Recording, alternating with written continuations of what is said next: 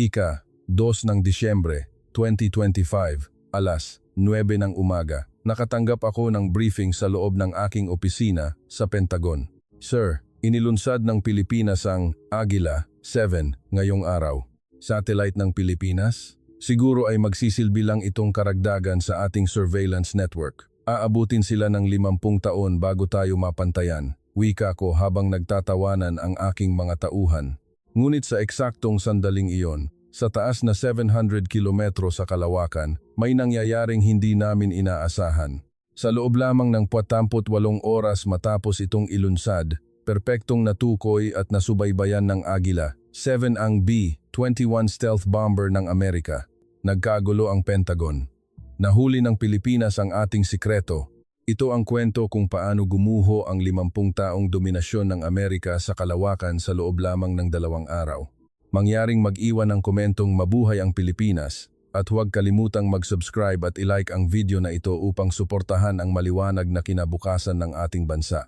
Sa monitor sa ibabaw ng aking lamesa, nakikita ang mga real-time na posisyon ng 350 reconnaissance satellites ng Amerika sa buong mundo bilang mga tuldok.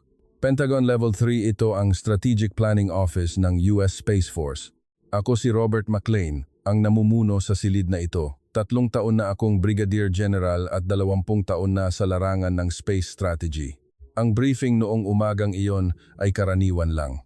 Pagbabago ng orbit ng satellite ng China, ang pagkaluma ng spy satellite ng Russia at ang pagkabigo ng Iran, sa kanilang paglulunsad mga ulat na kabisado ko na. Ngunit sa dulo ng briefing, may iniulat pa ang aking aide na si Colonel Thompson. Sir, kaninang alas 2:21 ng madaling araw, matagumpay na nailunsad ng Pilipinas ang Agila 7. Uminom ako ng kape at tumangulang. Pilipinas, nadagdagan na naman ng isa ang satellite ng ating mga alyado. Makakatulong siguro ito sa ating surveillance. Iyon lang ang naging reaksyon ko. Sa totoo lang, wala akong pakialam. Binasa ni Colonel Thompson ang maikling detalye. 0.3 military's resolution optical satellite, altitude na 700 km, idinisenyo para sa tumpak na pag-oobserba sa kapuluan ng Pilipinas at karatig dagat. Habang nililipat ang mga pahina ng dokumento, sinabi ko, magandang specs, katumbas ba ito ng ating KH-11? Umiling si Thompson. Hindi po sir, mas mababa ito sa KH-11. Ang ating pinakabagong mga satellite ay nasa 0.1 meters level, samantalang ang Pilipinas ay nasa 0.3 meters pa lang. Napangisi ako. Kung ganoon, ito ang antas na naabot natin 30 taon na ang nakalipas. Humahabol na rin ang Pilipinas kahit mabagal. Nagtawanan ang mga opisyal sa silid. May nagsabi pa, aabutin sila ng 50 taon bago maabot ang level natin. Masyadong malaki ang agwat ng teknolohiya. Sumang-ayon ako. Siyempre, ilan ba ang reconnaissance satellites na pinapatakbo ng NRO? Sumagot si Thompson, lihim po ang eksaktong bilang, pero hindi bababa sa 50 units. Kung isasama ang mga commercial satellites, daan-daan sila. Tumingin ako sa bintana, tanaw ang maaliwalas na langit ng Washington. Sa isang dako sa kalawakan, binabantayan ng aming mga satellite ang buong mundo. Mula sa mga pasilidad ng militar ng Russia, base ng misil ng China, hanggang sa mga nuklear na planta ng Hilagang Korea, lahat ay nasa ilalim ng aming paningin. Kumusta naman ang Pilipinas? Tanong ko. Sinuri ni Thompson ang file. Kasama ang Agila 7, mayroon na silang kabuuang 5 satellites na gumagana. Pangunahin itong ginagamit para sa pagbabantay sa kanilang mga isla. Tumango ako. 5, habang mayroon kaming mahigit 300, sila ay may 5 lang. Siyempre, hindi naman ito masama. Mabuti na may sariling kakayahan ang ating alyado, pero hindi sila maaaring ikumpara sa amin. Tumuloy tayo sa susunod na agenda, sabi ko. Mas importante ang pagbabago ng orbit ng satellite ng China. Kailangan nating suriin kung ano ang balak nila. Nagpatuloy ang pulong at doon natapos ang usapan tungkol sa satellite ng Pilipinas. Hindi man lang umabot ng 2 minuto. Kung iisipin ko ngayon, hindi ko alam kung gaano ako naging mayabang noon. Noong oras ng tanghalian, nakasabay ko sa cafeteria ng Defense Department ang kaklase kong si Colonel Steve na nagtatrabaho sa Air Force Intelligence. Umupo kami sa tabi ng bintana, dala ang aming mga tray. Tanong ni Steve, nabalitaan mo ba ang paglulunsad ng satellite ng Pilipinas kanina? Tumango ako habang kumakagat sa sandwich. Oo, narinig ko. Maayos naman, mukhang nagsisikap silang humabol sa atin. Tumawa si Steve. Kahit humabol sila, malayo pa rin. Ibang level ang teknolohiya natin. Alam mo naman, ang pinakabagong satellite natin ay kayang bumasa ng letra sa dyaryo mula sa kalawakan. Tama, pagsang-ayon ko. Ang KH-11 natin ay nakakakuha ng malinaw na litrato kahit gabi. Hindi pa kaya iyon ng Pilipinas. Malayo pa sila. Sabi ni Steve habang humahawak ng tinidor. Sa totoo lang, umaasa ng malaki ang Pilipinas sa ating impormasyon. Karamihan sa reconnaissance data sa rehiyon nila, tayo ang nagbibigay. Uminom ako ng kape at tumingin sa labas. Kumikinang ang ilog Potomac sa ilalim ng sikat ng araw. Gayunpaman, hindi masamang palaguin ng isang alyado ang sarili nilang kakayahan. Mababawasan din ang trabaho natin. Siyempre, sabi ni Steve. Pero dapat tayong manatiling may hawak ng pangunahing teknolohiya. Iyon ang paraan para mapanatili ang ating posisyon sa alyansa. Natural tumango ako. Pagdating sa kalawakan, ang Amerika ang nag-iisang hari at mananatiling ganoon. Noong hapong iyon, tinapos ko ang aking mga rutinang gawain pagsuri sa budget para sa susunod na henerasyon ng satellites, pag-aproba sa pagsusuri ng space activities ng TSINA at paggawa ng draft para sa estratehikong plano sa susunod na taon. Ang usapin tungkol sa Pilipinas ay tuluyan nang nabura sa isip ko. Bago umuwi, sinuri ko muli ang Satellite Status Board. Ang daming tuldok na umiikot sa mundo at higit sa kalahati nito ay pag-aari ng Amerika. Napangiti ako ng may kasiyahan. Ito ang kapangyarihan ng Amerika. Ang may kontrol sa kalawakan ang siyang naghahari sa mundo. Pinatay ko ang computer at kinuha ang aking bag. Akala ko ay magiging pareho lang ang takbo ng bukas pagbabantay sa mga kaaway, pamamahala sa mga alyado at pagpapanatili ng dominasyon ng Amerika. Iyon ang ginagawa ko sa loob ng 20 taon at naniniwala akong ganoon pa rin sa hinaharap. Habang nagmamaneho pa uwi sa Virginia, binuksan ko ang radyo. Lumabas ng bahagya ang balita tungkol sa Agila 7 ng Pilipinas. Inilipat ko ang channel dahil wala akong interes. Nang gabing iyon, kumain ako ng hapunan, nanood ng balita at natulog. Ang Agila 7 ay hindi man lang nanatili sa isip ko kahit isang segundo. Isa lang itong satellite sa napakaraming iba pa. Napaka-arugante ko. Hindi ko alam na makalipas ang 2 araw, magbabago ang lahat. Biglang nabulabog ang aking silid ng tunog ng cellphone. Napabalikwas ako sa kama. Alas 3:07 na ng madaling araw. Nang makita ko ang tumatawag, biglang nanigas ang buong katawan ko. Ito ang direct line mula sa direktor ng NSA. General McLean, lumipat ka agad sa secure line. Bakas ang pagmamadali sa kanyang boses. Kinuha ko ang naka-encrypt na telepono sa drawer sa tabi ng kama at pinindot ang pulang boton. Matapos ang isang tunog ng beep, kumonekta ang secure channel. James, anong problema? Tanong ko sa NSA director. Ang tawag na ganito kaaga ay hindi kailanman magandang balita. Ang Pilipinas, James. Panginginig ang boses ni Director James Wilson. May na-detect sila, ang atin. Tumigil ako sandali. Ang atin? Anong ibig mong sabihin? Habang nagsasagawa ang NSA ng rutinang pag-monitor sa komunikasyon ng Philippine Space Agency at ng kanilang Defense Research Institute, may natuklasan kaming kakaibang code, paliwanag ni Wilson. Nang ma-decode namin, lumitaw ang mga coordinate at video data na may kinalaman sa B-21. Bumilis ang tibok ng puso ko. B-21? Iyong stealth bomber natin? Tama. Isang training formation na lumilipad sa itaas ng Maynila madaling araw noong ika-2 ng Disyembre. Ayon sa internal communication ng Pilipinas, nakuha nila ang satellite capture video nito. Tumayo ako at lumakad sa bintana. Hindi maaari. Ang B-21 ang may pinakamataas na stealth technology sa mundo. Walang radar ang makakahuli rito. Imposibleng makuha iyon ng isang satellite ng Pilipinas. Iyan din ang unang naisip ko, buntong hininga ni Wilson. Pero masyadong tumpak ang data, mula sa altitude, coordinates, hanggang sa oras sakto lahat. Hindi ito mukhang error dahil sa sobrang detalye. Sapo ko ang aking ulo. Agila 7, ang satellite na inilunsad 2 araw lang ang nakakalipas? Tama. 46 oras matapos itong ilunsad na huli nito ang ating B-21. Hindi ko lubos maisip. Isang satellite nakakalunsad lang, nahuli ang ating pinakabagong stealth bomber. Sa technical na aspeto, imposible ito. Nasaan ka ngayon? Tanong ni Wilson. Nasa bahay.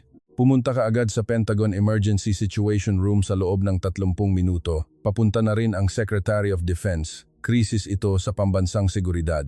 Naputol ang tawag. Nanatili akong nakatayo ng ilang sandali. Kalmado ang madaling araw sa Virginia sa labas ng bintana, pero parang may bagyong nagwawala sa loob ng isip ko. Anong nangyari, honey? Gising na ang asawa ko at nagtanong. Emergency meeting, sagot ko habang mabilis na nagbibihis. Kailangang pumunta sa Pentagon. Sa ganitong oras, bakas ang pag-aalala sa kanyang boses. Issue ito ng national security, sabi ko habang sinusuot ang aking uniforme. Hindi ko alam kung kailan ako makakabalik. Makalipas ang 15 minuto, lumabas na ako ng pinto. Naghihintay na ang isang itim na sasakyang ipinadala ng Defense Department. Pagkasakay ko, agad kaming humarurot. Sabi ng driver, "Sir, gagamit tayo ng pinakamabilis na ruta. May priority tayo sa lahat ng signal." Sa labas ng bintana, tanaw ang malawak at bakanting highway. Tanging mga ilaw lang ng poste ang nagbibigay ng liwanag sa dilim. Sinuri ko sa aking cellphone ang mga kaukulang impormasyon. B-21 training schedule, paglipad sa ibabaw ng Pilipinas ICA, 2 ng Disyembre, alas 2:43 ng madaling araw, sa taas na 12,000 metro sa ibabaw ng Maynila. 2 unit sa training formation. Lahat ay normal. Walang ulat na nahuli sila ng radar. Pero nahuli sila ng Pilipinas? Paano? Napakaraming posibilidad ang pumasok sa isip ko. May bago bang radar technology ang Pilipinas? O talagang nakuha sila ng satellite? Ngunit ang mahuli ang isang stealth plane gamit ang optical satellite ay imposible ayon sa teorya. Pumasok ang sasakyan sa underground parking ng Pentagon. Kahit madaling araw pa lang, punuan na ang mga parking space. Maraming matataas na opisyal na ang nakarating. Sumakay ako sa elevator pababa sa basement 2 kung nasaan ang emergency situation room. Pagkapasok ko sa makapal na bakal na pinto, bumulaga sa akin ang maliwanag na ilaw. May 10 tao na sa loob. Ang director ng NSA, ang deputy director ng CIA, at ang Air Force Vice Chief of Staff, lahat ay may seryosong mukha. "General McLean, dito," tawag sa akin ni Wilson. Itinuro niya ang main screen. Nakadisplay doon ang mga naka-encrypt na pangungusap sa wikang Tagalog at sa tabi nito ay ang English translation. Binasa ko ang nilalaman.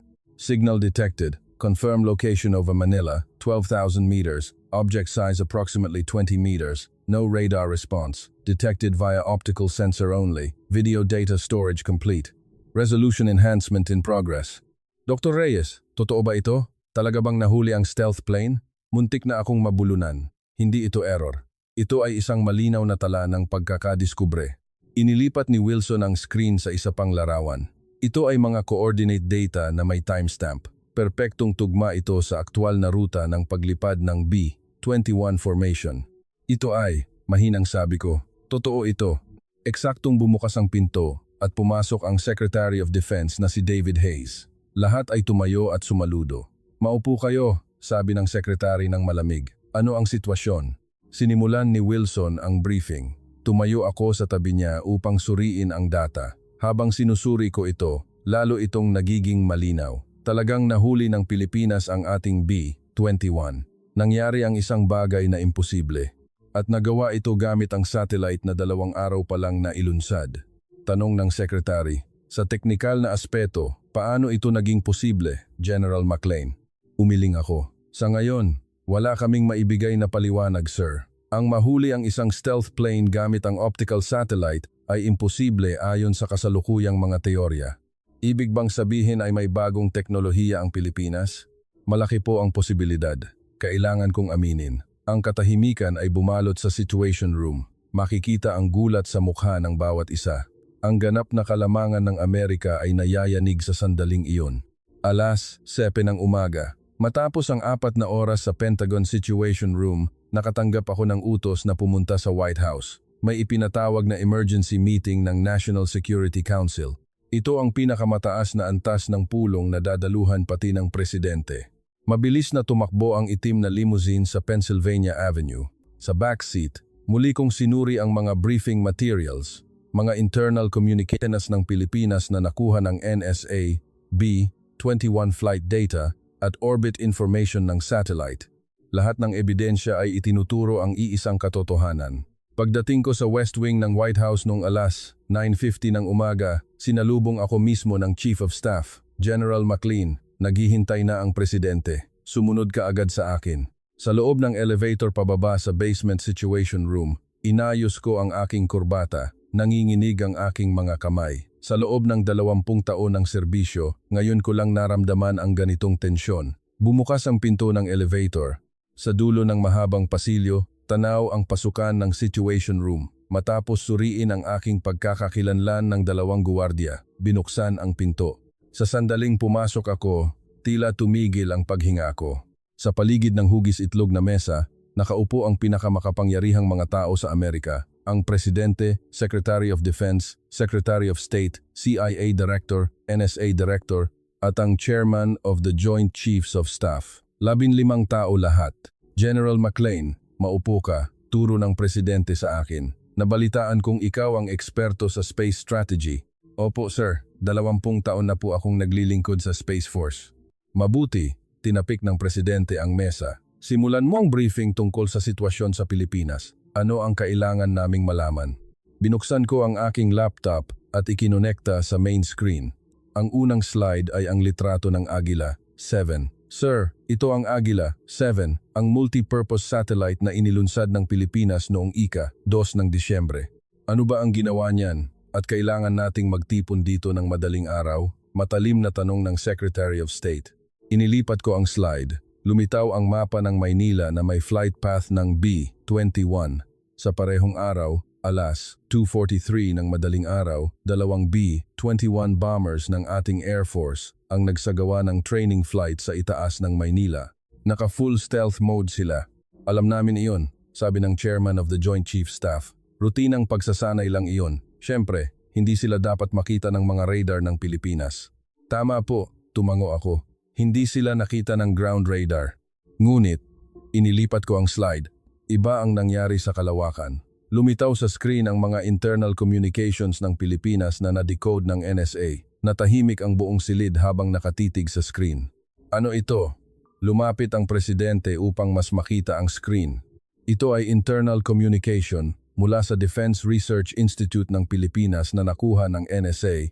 Paliwanag ko. Sinasabi rito na 48 oras matapos ang launch, nahuli ng Agila 7 ang ating B-21.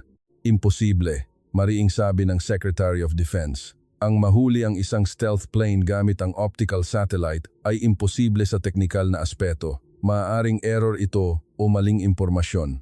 Iyan din po ang unang naisip ko sir, mahinahong sagot ko. Pero masyadong tumpak ang data. Ang altitude, coordinates, at oras ay perpektong tumutugma sa ating sariling record. Ipinakita ko ang susunod na slide na naghahambing sa 2 data. Sa kaliwa ay ang flight record ng US Air Force at sa kanan ay ang coordinates na nakuha ng Pilipinas.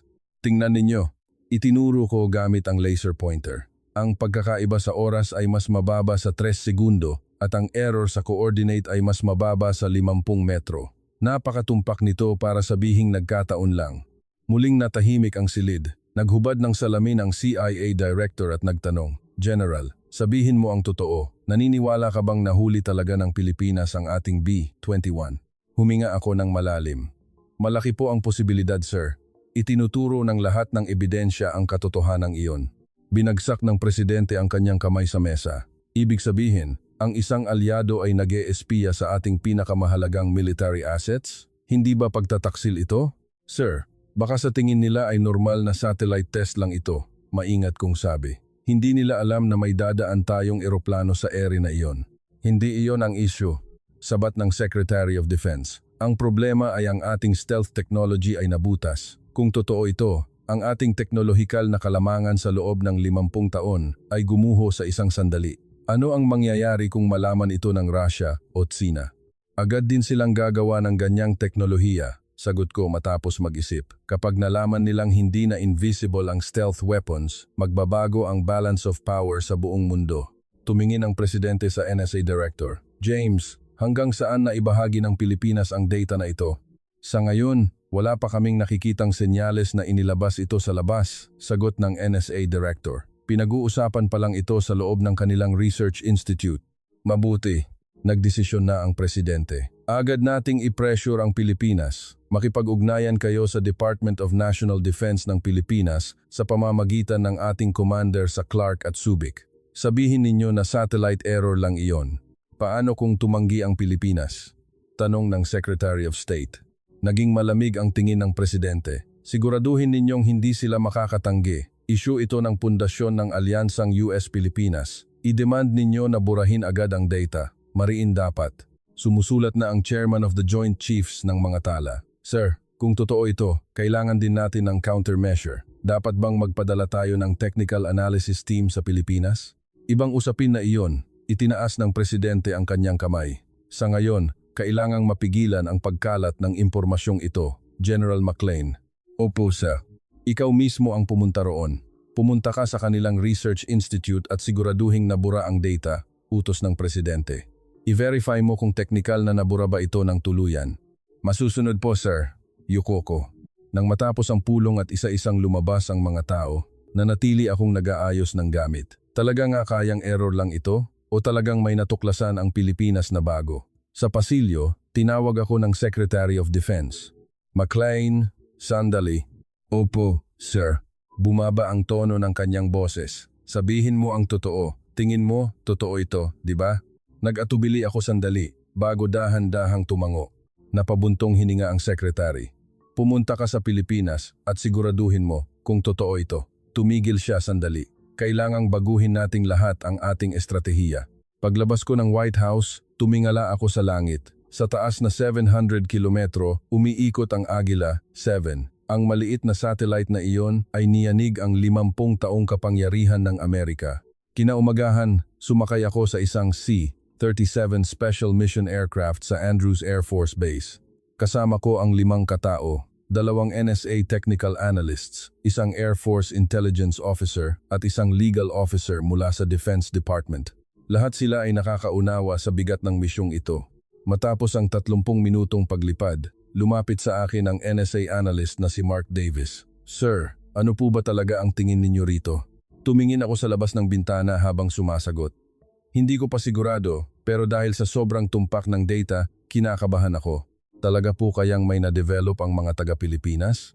Tanong ni Mark. Sabi ng aming NSA technical team, imposible ito ayon sa teorya. Iyan din ang itinuro sa akin, tumango ako. Pero ang data ay hindi nagsisinungaling. Sumabat ang Air Force Intelligence Colonel na si Tom Richardson. Sir, sa tingin ko ay misyon lang ito para takutin ang Pilipinas. Siguraduhing burado ang data at babalaan silang mag-ingat sa susunod. Hindi ba iyon lang iyon? Hindi ko siya sinagot. Sa totoo lang, iyon din ang inaasahan ko, na sana ay burahin na lang ng Pilipinas ang data at matapos na ang lahat ng tahimik. Pero may kung anong kaba akong nararamdaman.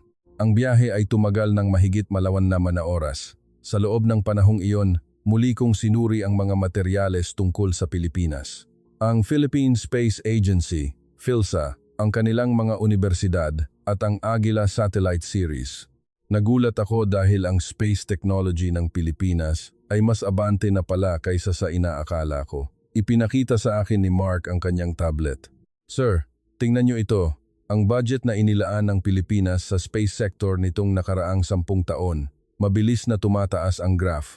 Mula noong 2015, tumataas ito ng mahigit 30% bawat taon. Naitaas ko ang aking kilay. Napaka-agresibong investment.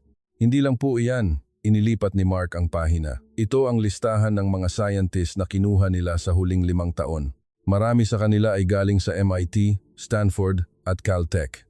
Pagkakita ko sa listahan, nakakita ako ng mga pamilyar na pangalan.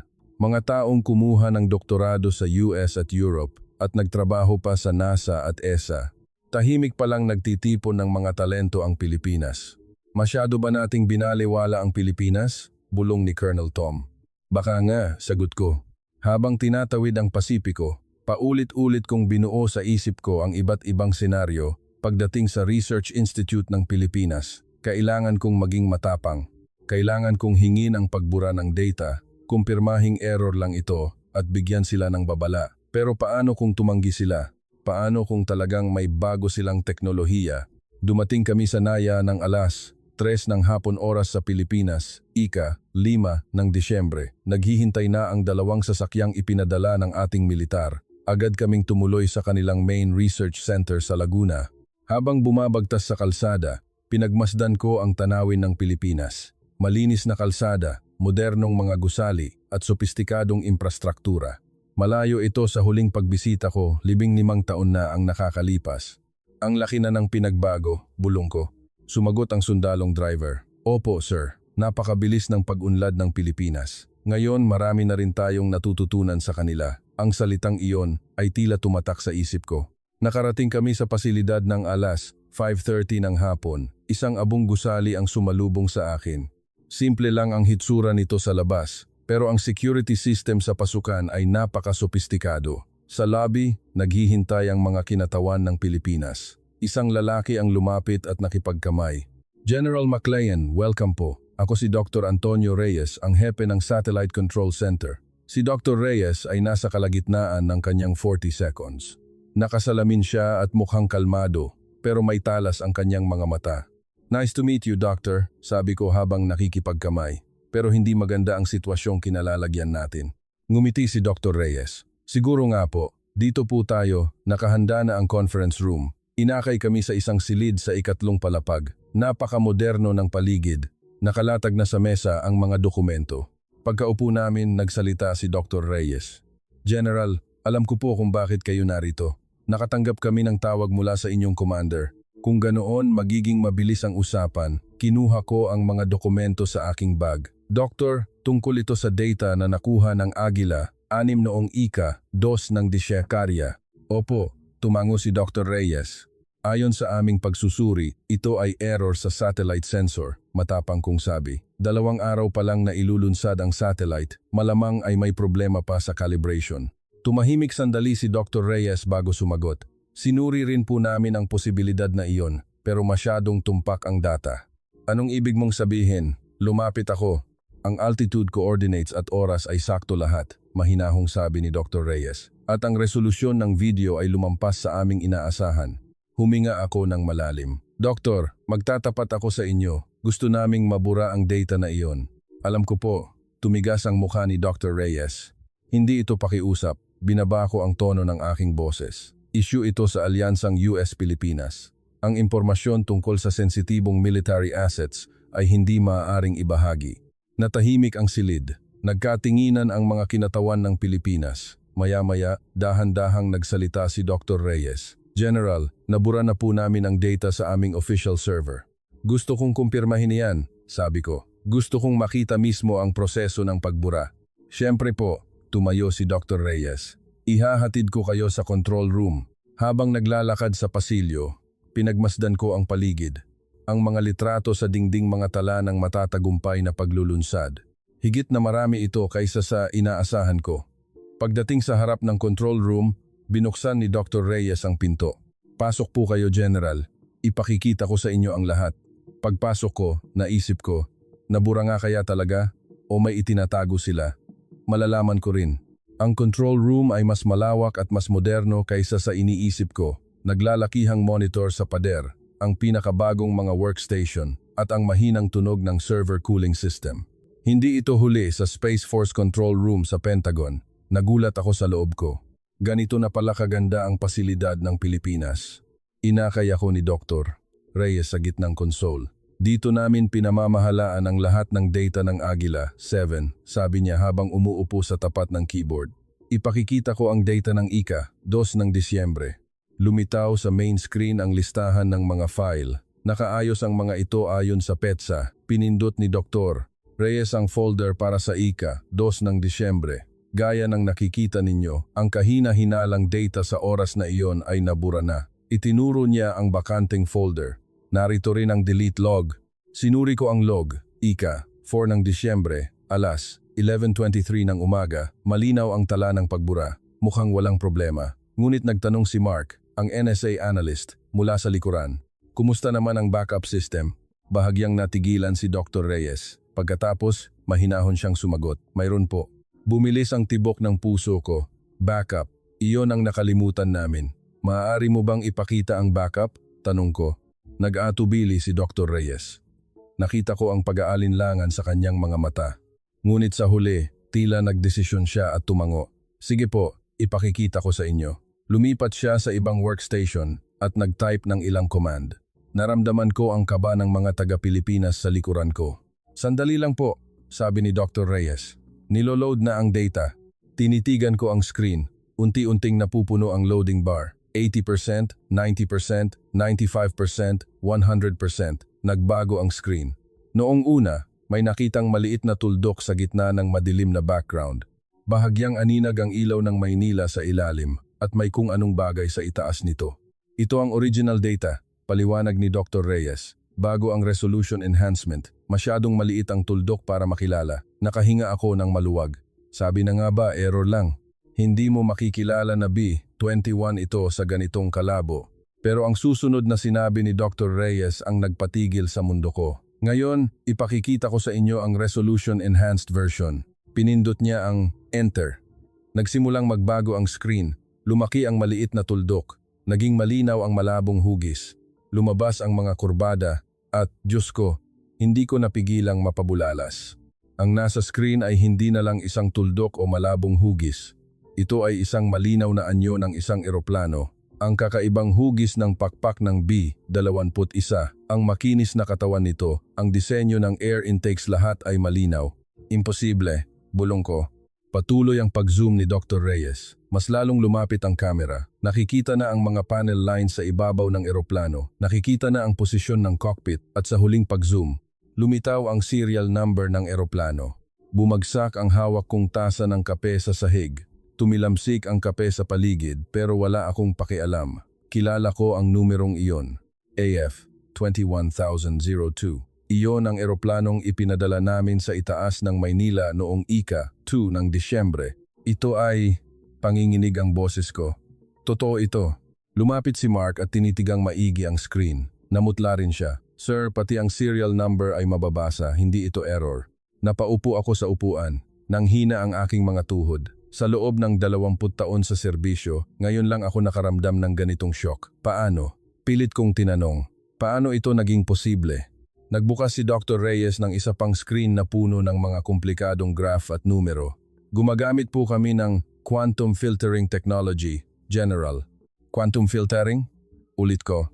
Ang karaniwang optical sensor ay nakakakita sa pamamagitan ng pagdetect sa liwanag na tumatalbog mula sa isang bagay, paliwanag ni Dr. Reyes. Kaya kapag ang stealth coating ay pinigilan ang pagtalbog ng liwanag, nagiging invisible ang eroplano. Pero iba ang aming teknolohiya. Itinuro niya ang graph. Tinitingnan namin ang pagbabago sa pattern ng liwanag. Ang liwanag na bumababa sa mundo mula sa kalawakan ay pantay-pantay. Pero kapag may dumaang bagay, bahagyang nagbabago ang daloy ng liwanag na iyon. Kahit anong stealth coating ang gamitin mo, hindi mo mapipigilan ang pagharang sa daloy ng liwanag.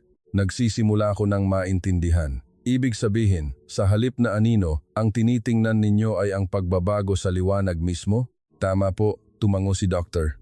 Reyes. Ang aming quantum sensor ay nakakakita sa maliliit na pagbabagong iyon para kaming nakakakita ng anino.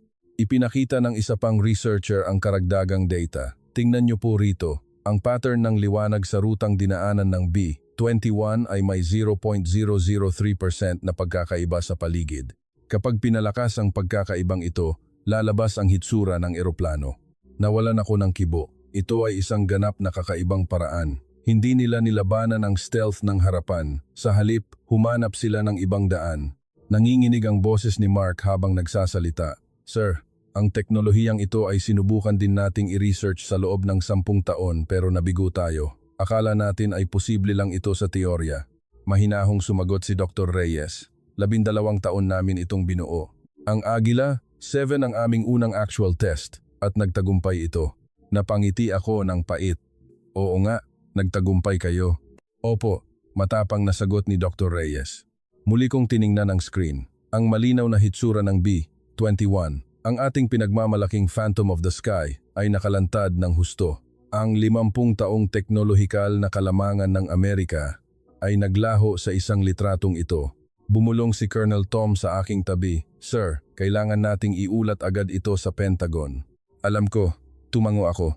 Nagtanong si Dr. Reyes. General, gusto niyo pa bang makita ang iba? Mayroon din kaming video mula sa ibang anggulo. Wag na, itinaas ko ang aking kamay. Sapat na ang nakita ko. Dahan-dahan akong tumayo. Tiningnan ko ang natapong kape sa sahig parang ang kumpiyansa ko ang natapon doon. Doktor, isang tanong lang, may iba pa bang bansa na nakakaalam nito? Wala pa po, sagot ni Dr. Reyes. Ito ay isang top secret project. Panatilihin ninyong ganyan, mariin kong sabi.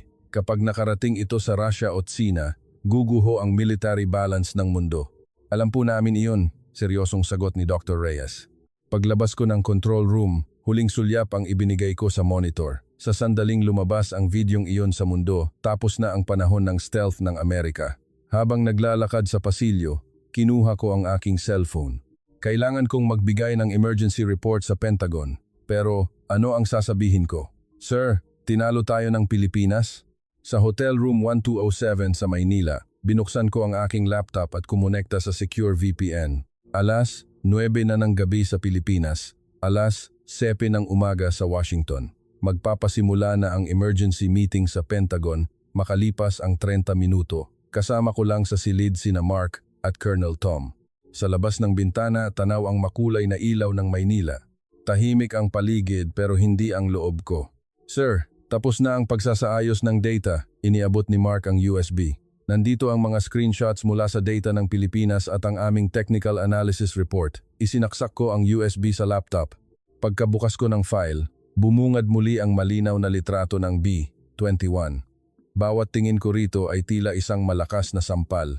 General, paano niyo po ito iuulat? Maingat na tanong ni Colonel Tom. Sasabihin ko ang totoo, sabi ko habang nakatitig sa screen. Nandito ang ebidensya. Alas 7:30 ng umaga, tumunog ang signal para sa video conference. Huminga ako ng malalim at pinindot ang connect button. Lumitaw sa screen ang situation room ng Pentagon. Sa mahabang mesa, nakaupo ang Secretary of Defense David Hayes, ang chairman ng Joint Chiefs, ang mga direktor ng NSA at CIA, at ang Air Force Chief of Staff, 12 matataas na opisyal lahat. General McLean, naririnig mo ba kami? Tanong ng Secretary of Defense. Nabura na ba ang data? Tumahimik ako sandali bago dahan-dahang nagsalita. Sir, bago ang lahat, nais kong sabihin ang konklusyon. Ang data ng Pilipinas ay hindi error. Natahimik ang buong pulong. Nakita ko ang pagtigas ng mukha ng bawat isa sa screen. Anong ibig mong sabihin? Lumapit ang chairman sa kamera. Ibinahagi ko ang file. Lumitaw sa main screen ng Pentagon ang litrato ng B-21. Gaya ng nakikita ninyo, perpektong nahuli ng Pilipinas ang ating B-21. Pati ang serial number ay malinaw na nakikita. Paano ito naging posible? Napatayo ang Air Force Chief of Staff, Quantum Filtering Technology po. Sinimulan ko ang paliwanag. Isang bagong teknolohiya na 12 taong binuo ng Pilipinas. Sa halip na radar, tinitingnan nito ang pagbabago sa pattern ng liwanag. Inilipat ko ang slide. Ang mga karaniwang sensor ay tumitingin sa reflection, pero ang sensor ng Pilipinas ay nakakakita sa pagbabago sa daloy ng liwanag. Kahit may stealth coating ka, hindi mo maitatago ang pagharang mo sa liwanag. Namutla ang Secretary of Defense. Hindi ba iyan ang teknolohiyang pinag-aralan natin sa loob ng 10 taon? Opo sir, tumango ako. Nabigo tayo, pero nagtagumpay ang Pilipinas. Binalot ng mabigat na katahimikan ang silid. Nagtanong ang NSA Director habang naghuhubad ng salamin. General, gaano katumpak ang teknolohiyang ito?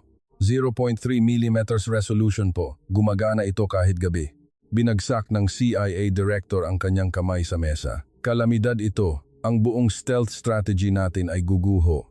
Hindi lang po iyan, pagpapatuloy ko. Kapag nakarating ang teknolohiyang ito sa Russia o Tsina, hindi lang B-21, kundi pati ang F-35 at B-2 ay mawawala ng saysay. Sapo ng chairman ang kanyang noo. Ibig sabihin, ang bilyon-bilyong dolyar na ipinuhunan natin sa teknolohiya ay nawalan ng halaga sa isang sandali?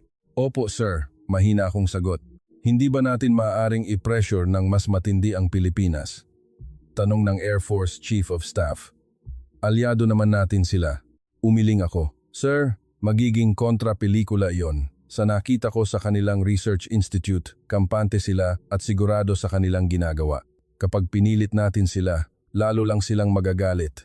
Anong gusto mong gawin natin? Naiiritang tanong ng chairman. Collaboration po, maingat kong mungkahi. Kailangang makipagkasundo tayo sa Pilipinas para sa technology sharing. Nagkagulo sa silid. Sabay-sabay na nagsalita ang mga opisyal. General McLean, sinasabi mo bang luluhod tayo sa Pilipinas? Tanong ng Secretary of Defense. Hindi po tayo luluhod, matapang kong sagot. Tinatanggap lang natin ang realidad. may teknolohiya ang Pilipinas na wala tayo. At kailangan natin iyon. Ano ang hihingin nila? Ipinakita ko ang inihanda kong listahan. May 7 item. Number 1. Pantay na posisyon sa US-Philippine Military Intelligence Sharing. 2. Real-time access sa NRO Reconnaissance Satellite Data. 3. Pakikilahok sa joint operations kasama ang US Space Force. Number 4. Joint development ng susunod na henerasyon ng satellite technology. 5. Pagbabahagi ng space situational awareness data. Number 6. Priority docking, loading ng Philippine satellites sa US launch vehicles. 7. Pagkilala sa nag-iisang patent right ng Pilipinas para sa quantum filtering technology. Nagbulong-bulungan ang mga opisyal. Sobrang bigat nito, sabi ng Secretary of State. Ang access sa NRO data ay wala man lang ang UK o Canada. Pero wala ring teknolohiya ang UK o Canada na gaya nito, sagot ko. Itinuro ng Air Force Chief of Staff ang ika-7 item. Ang pagkilala sa solo patent nila, ibig sabihin ay hindi natin magagamit ang teknolohiyang iyon kailanman. Hindi po, umiling ako. Maaari natin itong gamitin sa pamamagitan ng licensing agreement. Ang ibig sabihin lang nito ay hindi natin ito maaaring ibigay sa ibang bansa nang walang pahintulot ng Pilipinas. Problema rin iyan, sabi ng NSA Director. Ibig sabihin ay hindi natin ito maibabahagi sa iba nating alyado. Inilipat ko ang slide. Handa raw po ang Pilipinas na payagan ang retransfer sa ating mga pangunahing alyado basta dadaan sa konsultasyon sa bawat kaso. Naisip ng malalim ang presidente. General, sabihin mo ang totoo. Dapat ba nating tanggapin ang mga kondisyong ito? Huminga ako ng malalim. Sir, kung hindi natin tatanggapin, mas malaki ang mawawala sa atin. Maaaring makipag-alyansa ang Pilipinas sa Europe o Tsina at tuluyan nating mawawala ang ating stealth advantage. Tanong ng Vice President, sa tingin mo ba ay makikipagtulungan ang Pilipinas sa Tsina? Alyado natin sila. Sir, ang Pilipinas ay isang pragmatic na bansa, sagot ko. Kapag nakita nilang puro pressure lang ang ginagawa natin, maghahanap sila ng ibang opsyon. May balita na rin po na lumalapit sa kanila ang European Space Agency. Natahimik muli ang silid. Binuklat ng Secretary of Defense ang mga dokumento. Sir, iminumungkahi ng Defense Department na tanggapin ang 6 sa 7 hiling nila, maliban sa solo patent right. Anong kapalit? Tanong ng Presidente.